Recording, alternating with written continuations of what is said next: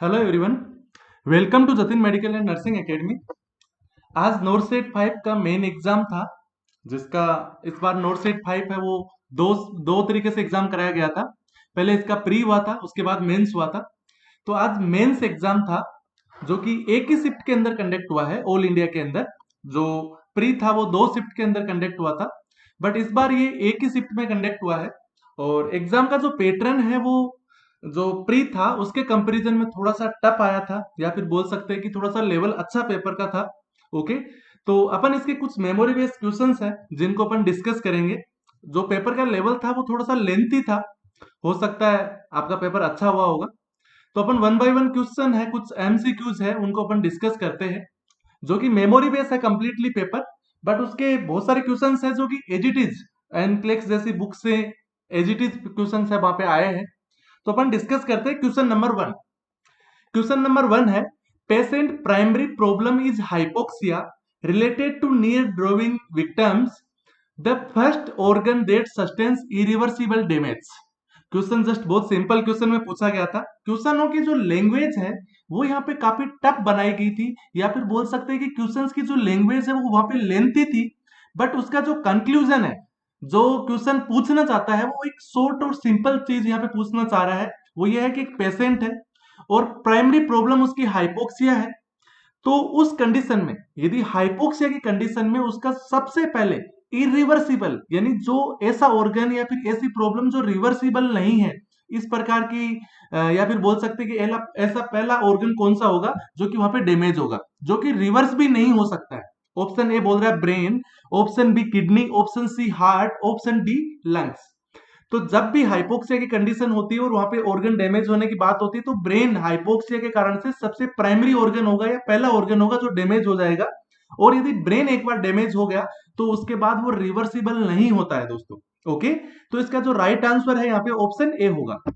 Next question है, following is side effect of MgSO4. ये बहुत सिंपल पूछा गया था। देखो इसकी भी जो लैंग्वेज थी वहां पे क्वेश्चन में वो थोड़ी सी लेंथी थी, बट यहाँ पे मैंने जस्ट इतना ही डाला है क्योंकि क्वेश्चन वहां पे 2 से 3 लाइन का था, बट वहां पे पूछना इतना सा चाह रहा था कि एमजीएसओ4 का साइड इफेक्ट क्या है। Option A respiratory depression, option B epigastric pain, option C tachycardia, option D tachypnea. तो दोस्तों सिंपली वहां पे पूछा गया था कि एमजीएसओ4 किसी को अपन लगाते हैं तो उस कंडीशन के अंदर उसका साइड इफेक्ट क्या देखने को मिलेगा वहां पे।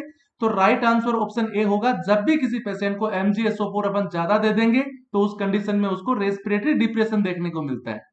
नेक्स्ट क्वेश्चन आपकी स्क्रीन पे क्वेश्चन नंबर 3। देखो एज इट इज इस तरह से क्वेश्चन पूछा गया था, बट एज इट इज इसी तरीके से इसी लैंग्वेज में ये क्वेश्चन है वो बहुत सारी बुक में आपको देखने को मिल जाएगा। ओके, जैसे आप कॉम्पिटेटिव जो भी गाइड्स फॉलो करते हैं उन सभी गाइड्स के अंदर पीआर यादव, टारगेट हाई, एनक्लेक सभी बुक के अंदर एज इट इज ऐसे के ऐसे क्वेश्चन ये देखने को मिलेगा। A client admitted to the hospital for an induction of labour with gestation of 42 weeks confirmed by dates and ultrasound. एक पेशेंट है हॉस्पिटल में एडमिट है, किसके लिए? इंडक्शन ऑफ लेबर के लिए। बिकॉज उसका गेस्टेशनल एज है वो 42 वीक कंप्लीट हो गई है अकॉर्डिंग टू डेट और अल्ट्रासाउंड। दो तरीके से अपन ईडीडी निकालते हैं, एक एलएमपी डेट हो गई और एक अल्ट्रासाउंड हो गया। दोनों के अकॉर्डिंग उसके 42 वीक है वो कंप्लीट हो गए। दोनों के अकॉर्डिंग इसलिए बोला गया है क्योंकि एलएमपी के अकॉर्डिंग कई बार अलग डेट देखने को मिलती है और अल्ट्रासाउंड के अकॉर्डिंग दूसरी डेट देखने को मिलती है। इसीलिए दो अलग अलग प्रकार की ईडीडी देखने को मिलती है, बट दोनों प्रकार की ईडीडी से यहाँ पे 42 वीक है वो कंप्लीट हो चुके हैं दोस्तों।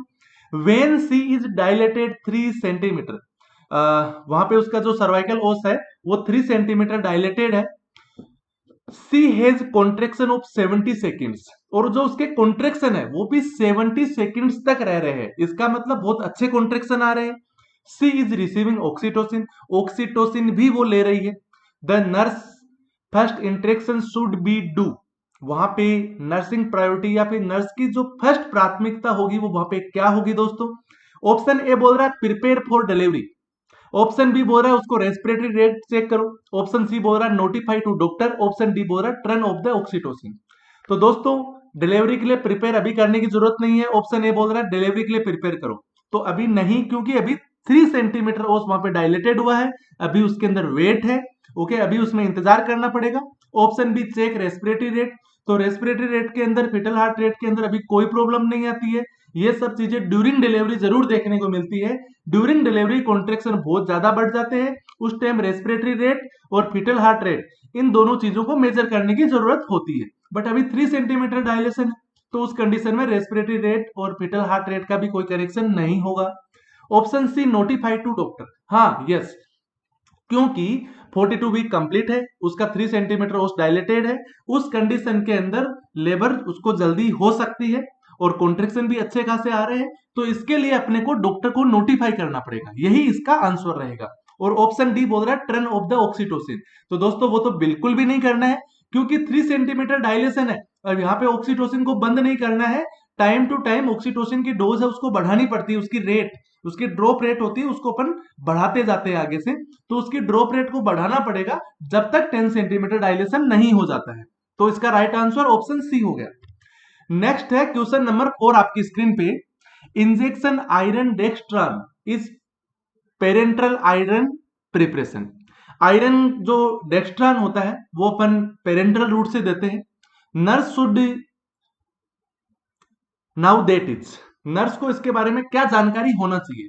तो ऑप्शन ए बोल रहा है उसको अपन सबक्यूटेनियस रूट से देंगे, बिल्कुल भी नहीं देंगे, ऑप्शन ए यहाँ पे गलत है। Option be require use of Z track method, हाँ बिल्कुल यहाँ पे ऑप्शन बी इसका राइट आंसर होगा दोस्तों। क्यों होगा? क्योंकि जेड ट्रैक मेथड से आयरन का इंजेक्शन दिया जाता है जिससे कि उसका बैक फ्लो ना हो, उसका लीकेज ना हो, इसीलिए वहां पे आयरन जो डेक्स्ट्रान होता है उसको अपन जेड ट्रैक मेथड से देते हैं। Okay, option C must be given in abdomen, तो एब्डोमेन के अंदर बिल्कुल भी नहीं देते उसको। ओके, उसको अपन एब्डोमेन से बिल्कुल भी नहीं देते हैं। Option D it is intrinsic factor, ये एक इंट्रेंसिक फैक्टर है, तो बिल्कुल भी नहीं है, ये इंट्रेंसिक फैक्टर भी नहीं है, तो इसका जो राइट आंसर ऑप्शन बी होगा यहाँ पे। तो नेक्स्ट क्वेश्चन आपकी स्क्रीन पे देखो, क्वेश्चन है वो बहुत ही अच्छे क्वेश्चन थे, अपन बोल सकते हैं कि इतना सिंपल नहीं था पेपर, पेपर को अपन सिंपल फिर भी बोल सकते हैं, बट क्वेश्चन की जो लैंग्वेज थी, जो क्वेश्चन की लैंग्वेज थी वो काफी टफ थी, या फिर बोल सकते हैं कि लेंथी बनाया गया था।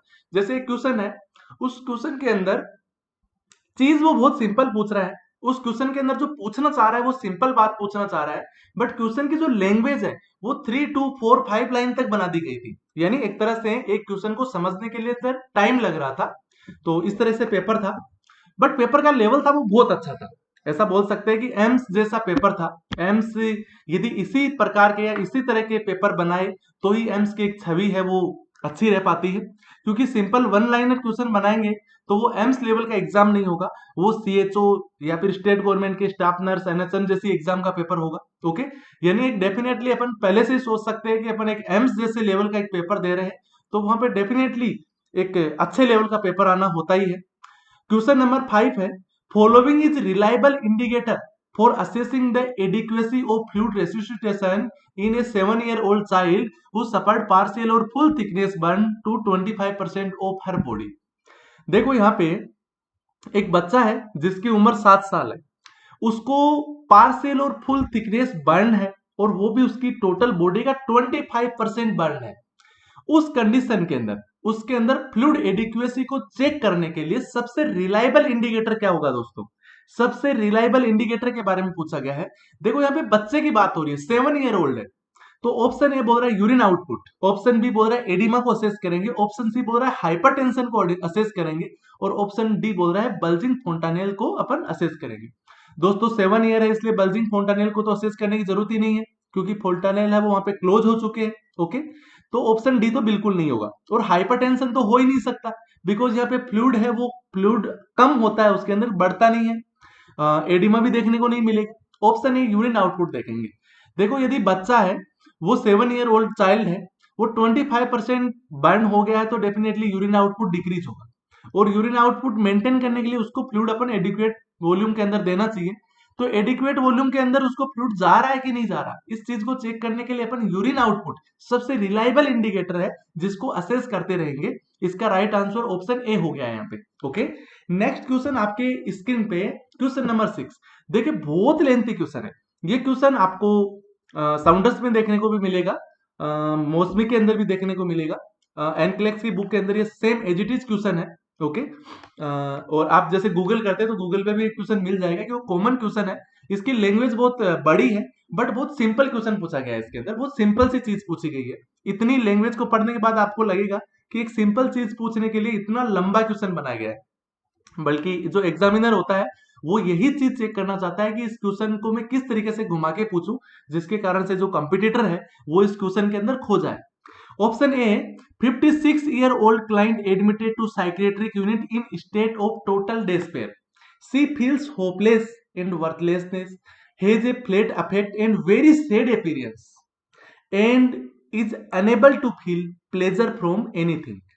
Her husband has been assisting her at home with housework and cooking. However, she has not been eating much, lies around or sit in chair most of the day, and is becoming confused and think her family does not want to around anymore. In assessing the client, the nurse determined that her behavior is constant with. देखो इतनी लंबी question के अंदर simply पूछा गया कि 56 साल old lady है, तो वो साइकेट्रिक यूनिट के अंदर एडमिट है टोटल डेस्पेयर के साथ। सी फील्स, वो बहुत होपलेस फील करती है, वर्थलेस फील करती है और बहुत सेड रहती है, सेड टाइप से रहती है। उसको किसी भी तरीके से किसी चीज के अंदर प्लेजर नहीं मिलता है। उसका हस्बैंड उसको घर के कामों के अंदर, हाउस वर्क और कुकिंग के अंदर उसको असिस्ट करता है। However he has not been eating much, वो ज्यादा कुछ खा भी नहीं पाती है, पूरे दिन एक चेयर पे बैठी रहती है और वहां पे बहुत कंफ्यूज रहती है, फैमिली के लोगों के साथ ज्यादा मिलजुल नहीं पाती है, अपने सराउंडिंग में किसी को देखना नहीं चाहती है। कुल मिला के उसका जो बिहेवियर है वो बहुत कॉन्स्टेंट है। इन सभी चीजों का मीन्स एक ही है दोस्तों, डिप्रेशन। ये सभी चीजें कहाँ है? डिप्रेशन। बट इतनी सारी चीजें हैं, इसीलिए अपने को डिप्रेशन का भी एक लेवल देखना है कि कौन सा डिप्रेशन है उसको। Option A mild depression, option B moderate depression, option C severe depression, option D transition depression. तो दोस्तों इतनी सारी सिचुएशंस है, उसका बिहेवियर कांस्टेंट है, कंफ्यूज है, किसी प्रकार का प्लेजर नहीं है, होपलेस फील करती है, वर्थलेस फील करती है, ऑल ओवर अपन बात करें तो वहां पे किस प्रकार का डिप्रेशन है? सीवियर टाइप का डिप्रेशन है, सीवियर टाइप का डिप्रेशन है। इसीलिए राइट आंसर क्या होगा? ऑप्शन सी होगा। नेक्स्ट क्वेश्चन आपकी स्क्रीन के ऊपर, question number 7। In addition to changing the mother's position to relieve cord compress, या फिर बोल सकते हैं cord pressure, the nurse may employ the following measures in event that she observe the cord out of the vagina.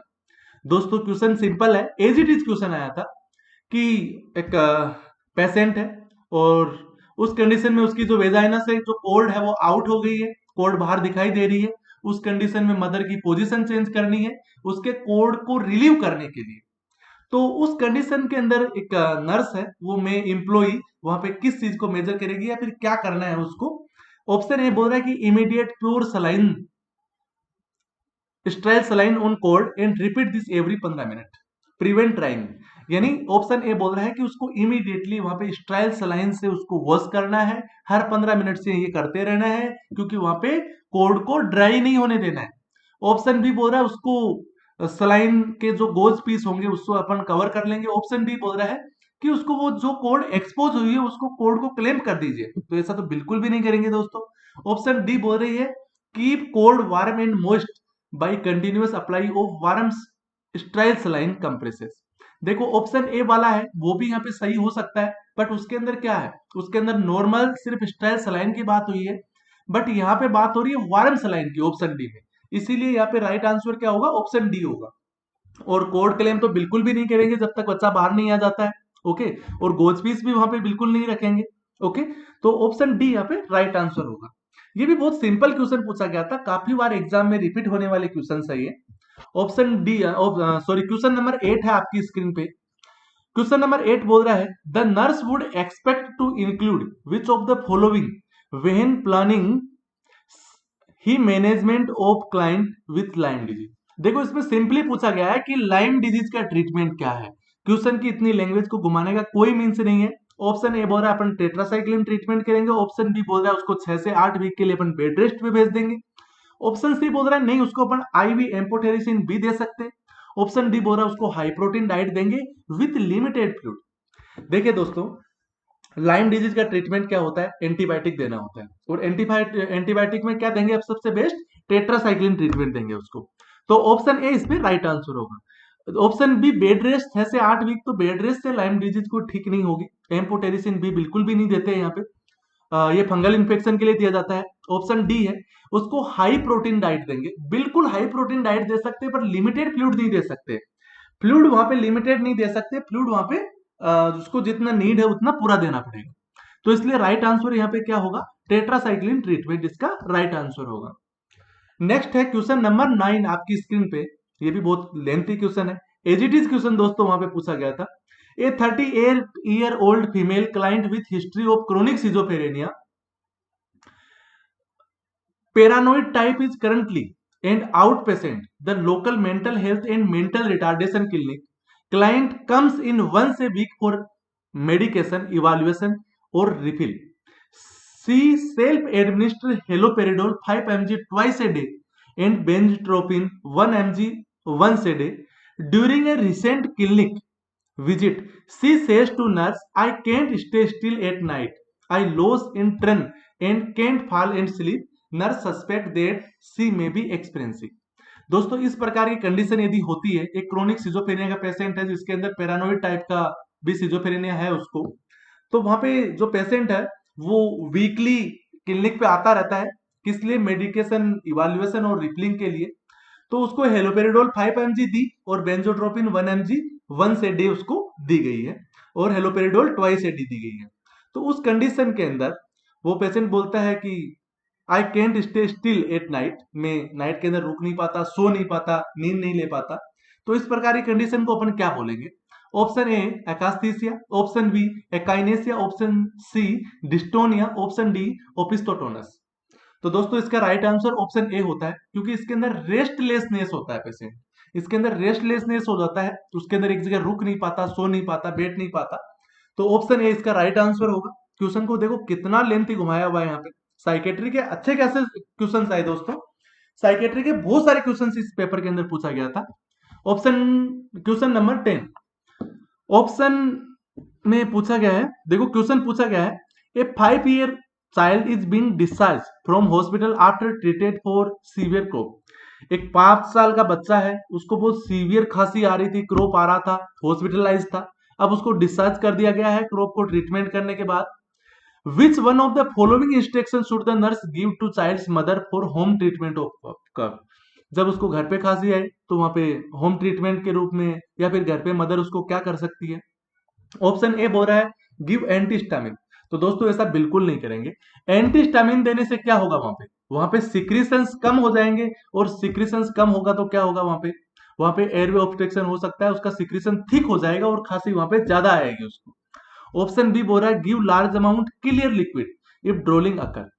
तो जब उसको drooling हो रही हो उस कंडीशन में अपन लार्ज अमाउंट के अंदर क्लियर लिक्विड नहीं दे सकते, क्योंकि ड्रोलिंग होती है तो क्या होता है, वहां पे ऑब्स्ट्रक्शन हो जाता है दोस्तों। ऑप्शन सी बोल रहा है give cool mist vaporizer and encourage crying. उसको अपन क्राई करने के लिए इनकोरेज करेंगे, बढ़ावा देंगे और मोस्ट वेपोराइजर देंगे, बट दोस्तों वो कूल नहीं दे सकते अपन। तो ऑप्शन सी भी बिल्कुल नहीं हो सकता, क्योंकि कूल देने से क्या होगा, वहां पे उसकी क्रॉप है वो बढ़ेगी। ऑप्शन डी बोल रहा है गिव हॉट वाटर बाथ। हाँ, घर पे अपन हॉट वाटर बाथ दे सकते हैं, जिसके कारण से उसकी खांसी है वो थोड़ी बहुत ठीक हो जाएगी, क्रॉप ठीक हो जाएगी। इसीलिए यहाँ पे राइट आंसर क्या होगा, ऑप्शन डी होगा। तो दोस्तों ये थे 10 क्वेश्चन, इसके आगे क्वेश्चन जल्दी ही मिलेंगे आपको दूसरी सेकेंड वीडियो के अंदर। और यदि आप मेरे चैनल पे नए हैं तो इस चैनल को सब्सक्राइब जरूर कर लीजिएगा। इसके अंदर कोई भी एग्जाम्स हो उसके पेपर वगैरह आते रहते हैं, और बहुत ही इंपॉर्टेंट वीडियोस है मैं अपलोड करता रहता हूं दोस्तों। ओके, तो आप नए हैं तो चैनल को सब्सक्राइब जरूर कर लीजिएगा, और बेल आइकन को भी प्रेस कर लीजिए, जिसके कारण से आगे आने वाले जो भी वीडियोज होगी उनका नोटिफिकेशन है वो आपको मिलता रहेगा दोस्तों। ओके, तो आशा करता हूं आपका पेपर अच्छा गया होगा, और जल्दी बहुत खुशखबरी सुनने को मिलेगी आपके सिलेक्शन की। ओके, तो थैंक यू।